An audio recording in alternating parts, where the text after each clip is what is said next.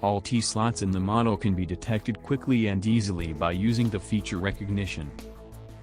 There are two detection modes available, T-slots combined with pockets, and just the T-slots.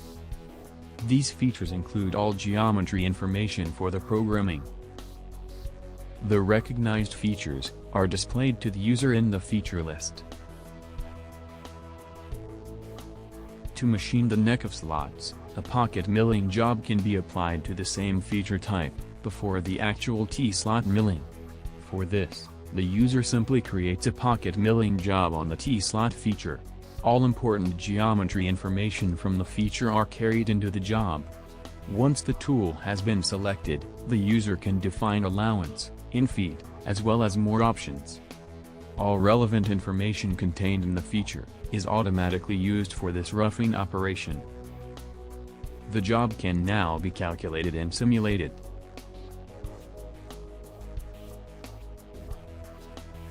The feature information is also carried into the strategy T-slot milling. So, T-slots can be programmed with just a few clicks.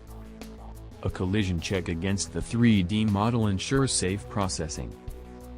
For various component situations, hyperMILL offers several infeed strategies, as well as a variety of approach and retract macros. A special feature of the T-slot strategy is the possibility of using a freely defined tooltip geometry.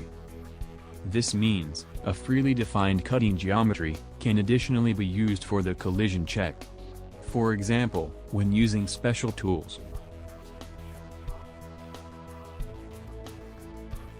Several T-slots which can be machined with one tool, can easily be combined and programmed in only one job.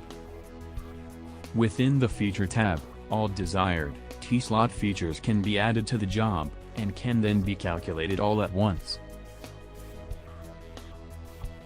This ensures fast, secure, and clear programming.